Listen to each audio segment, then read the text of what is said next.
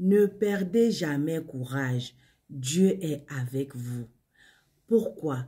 C'est vrai que des fois, quand les situations sont difficiles, quand la situation nous dépasse, quand on n'arrive plus à prier, quand on n'arrive même plus à manger, on n'arrive même plus à prendre soin de soi, ça nous dépasse, ça nous inquiète, ça nous fait douter, ça nous fait même douter de l'amour de Dieu, ça nous fait même douter de ce que Dieu peut encore faire pour nous, ça nous fait douter même que Dieu a encore faire, est-ce que Dieu est encore capable de faire des miracles, est-ce que Dieu est encore capable de changer ma vie, est-ce que Dieu est encore capable de tourner ma vie en rond, est-ce que Dieu est encore capable de faire quelque chose de ce qui reste de ma vie. Je viens te dire, s'il te plaît, peu importe le problème, peu importe le nom de la maladie, peu importe le nom de l'ennemi, peu importe sa force, peu importe sa puissance, peu importe qui est autour de cet ennemi-là, je veux que tu saches que celui qui est avec toi, celui qui est en toi, est beaucoup plus fort que celui qui est dans le monde. Et parce que celui qui est en toi est beaucoup plus fort, et en plus de là, il t'aime de tout son cœur, il t'aime de tout son cœur, il ne peut jamais t'abandonner. Il ne peut jamais t'abandonner. Si jusqu'à présent, tu n'es pas encore abonné, s'il te plaît, abonne-toi pour qu'on puisse grandir et se fortifier ensemble dans la foi. Alors, pourquoi je te demande de ne pas perdre courage? Parce que Osée chapitre 14, verset 2 nous dit, « Prenez avec vous des paroles de repentance et revenez à l'Éternel. Dites-lui, pardonne toute iniquité et accepte ce qui est bon, et nous te rendrons les sacrifices de nos lèvres. » Et Joël chapitre 2 verset 12 dit, « Maintenant dit l'Éternel, revenez à moi de tout votre cœur avec jeûne et avec pleurs et avec deuil. » 1 Jean chapitre 1 verset 9 dit, « Si nous confessons nos péchés, il est fidèle et juste pour nous pardonner nos péchés et nous purifier de toute iniquité, et nous purifier de toute faute, et nous purifier de tout péché, et nous purifier de toute erreur, et nous purifier de toute peur, de toute inquiétude, et nous purifier de tout ce qui est négatif. » Et Éphésiens chapitre 5, verset 8 à 13 nous dit, « La marche du chrétien est dans la présence de Dieu, dans la lumière. » Donc la mesure de sa marche est ce qui convient à la lumière. Ce qui n'est pas en accord avec la présence de Dieu doit être rejeté. Le chrétien jouit ainsi en liberté de la communion avec son papa. Autrefois, ténèbres, maintenant il est lumière dans le Seigneur. Et Dieu l'exhorte à marcher comme un enfant de lumière. La lumière manifeste tout ce qui n'est pas de Dieu dans ses voies. Comme on peut le voir dans Éphésiens chapitre 5, verset 8 à 13. Ce que je vais dire par là, c'est très simple, frères et sœurs. Peu importe le problème, peu importe ce qui t'a éloigné de Dieu, peu importe ce qui a fait que tu as arrêté de prier, que tu as arrêté de jeûner, que tu as arrêté de te rapprocher de Dieu. Voilà comment te revenir à Dieu. Premièrement, reconnaître que tu t'es éloigné, reconnaître que tu as péché, reconnaître que tu as fait des fautes. Tu te repens devant ton papa. Tu reconnais ta faute. Deuxièmement, jeûner. Jeûner fait quoi? Jeûner fait que ton esprit prenne le contrôle sur ta chair. Tu vas jeûner pour Dieu, pour ta repentance, pour dire à ton papa, Père, je sais que je me suis trompé. Je sais que je me suis éloigné de toi. Je sais que j'ai douté de toi, j'ai douté de ta parole. Je sais, papa, voilà ce que je sais. Pardonne-moi. Et la parole de Dieu nous dit que lorsque nous confessons nos péchés, il est fidèle et juste et pour nous pardonner nos péchés et nous purifier de toute iniquité. Donc, lorsque tu t'es repenti et que tu as demandé pardon à ton papa, tu sais qu'il t'a écouté. Parce qu'il t'a écouté, il t'a déjà exaucé. Tes péchés sont déjà pardonnés. Donc, si nous nous tenons dans la présence de Dieu, dans le jugement de nous-mêmes et dans la défiance et ce que peut produire notre cœur naturel, nous sommes vainqueurs. Mais si nous ne vivons pas près de Dieu, si nous faisons taire notre conscience, si nous comptons sur nos propres forces, sur nos propres efforts, nous allons vers la chute. C'est très simple, frères et sœurs.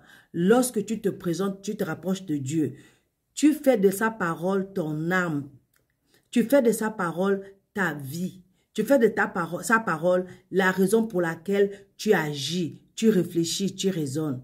Lorsque tu te détaches de la parole de Dieu et que tu fais confiance à tes émotions, tu fais confiance à ta force, tu fais confiance à ton intelligence, tu fais confiance à ta sagesse, tu fais confiance à ce que tu penses être bon pour toi, c'est en ce moment que tu vas chuter. Tu vas chuter. Pourquoi? Parce que le moi gouverne l'homme naturel. L'égoïsme n'a pas besoin qu'on l'introduise dans l'homme. Il est là. Un homme naturel, dans un homme naturel, tout est péché. Tout ce moi, n'est que vanité. Nous ne penserons jamais assez de mal de ce que nous sommes. Il est bon que nous le sachions parce que nous ne pouvons pas posséder la vérité sans juger. Selon notre mesure, la racine et le principe du mal qui est dedans de nous.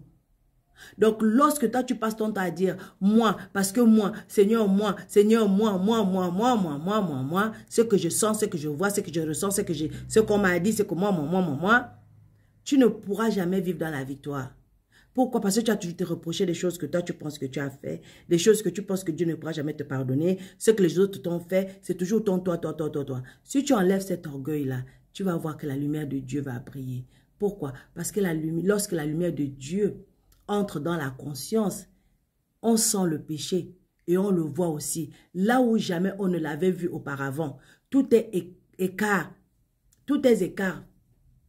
Faut perdre la jouissance de la communion avec Dieu. Alors, l'effet de la lumière est de mettre la conscience en activité. L'âme rencontre les soins de Dieu. Le Seigneur Jésus agit sur le cœur et sur la conscience par sa parole et son esprit. L'intercession de Christ comme avocat fait fléchir le croyant et l'amène au jugement de lui-même et à la confession de son manquement. C'est parce que lorsque tu as accepté Jésus comme ton sauveur Seigneur, tu as accepté la parole de Dieu, que cette parole de Dieu vienne te transformer. C'est en ce moment-là que tu ne vas plus regarder ton toit. Tu vas regarder la victoire qui est devant toi. Tu vas commencer à marcher comme la lumière que tu dois être. Et cette lumière-là va exposer le péché, va te montrer le péché, va te montrer la faute, va te montrer l'erreur et va changer ta façon de voir les choses, va changer ta façon même de marcher. Ce n'est plus avec ta conscience que tu vas marcher, ce n'est plus avec tes émotions que tu vas marcher, mais à la base de la parole de Dieu. Donc la communion avec le Père a été interrompue lorsque tu as mis ton toi devant. Mais lorsque tu mets Jésus devant, c'est là que tout change. L'intervention de Christ comme avocat est fondée sur deux principes. Lui, le juste, est dans la présence de Dieu et il a fait la propitiation pour nous. Donc, premièrement, la première chose, c'est que lorsque tu es devant Dieu, tu es juste comme Jésus est juste. Deuxièmement, quand tu es devant Dieu, tu es saint parce que Jésus est mort à la croix pour toi. Et l'autre chose que je veux que tu saches, c'est que Jésus est un avocat. Parce que Jésus étant ton avocat, il prie pour toi, il intercède pour toi jour et nuit devant le Père. Donc, Dieu est la ressource du chrétien contre tout ce qui est mauvais au-dedans et au-dehors. La lumière est l'armure de son âme. Il apprend à être sévère pour lui-même et à rejeter tout ce qui n'est pas de Dieu, marchant ainsi dans la joie d'une communion non interrompue avec le Père. Il a conscience de lui plaire. Donc, pour que cette conscience de plaire à Dieu rentre en toi, il faut que tu aies une communion avec le Papa, avec ton Papa. Et cette communion-là est basée sur quoi? Cette communion-là est basée sur ta connaissance de qui tu es en Dieu. Premièrement, de savoir que lorsque tu as demandé pardon, Dieu t'a complètement pardonné et lavé. Deuxièmement, tu dois savoir que Jésus intercède jour et nuit pour toi auprès du Père. Donc toi, les peurs, les doutes, les inquiétudes, tous ces trucs-là qui viennent avec cette envie de réussir, cette envie de percer, cette envie d'avoir la réponse rapidement, cette envie de ne pas attendre, ça n'a plus d'effet sur toi. Ça n'a plus d'effet sur toi parce que tu es lumière et désormais ta lumière brille dans tous les domaines de ta vie. Si tu es béni, aime, commente et partage pour bénir d'autres. Shalom.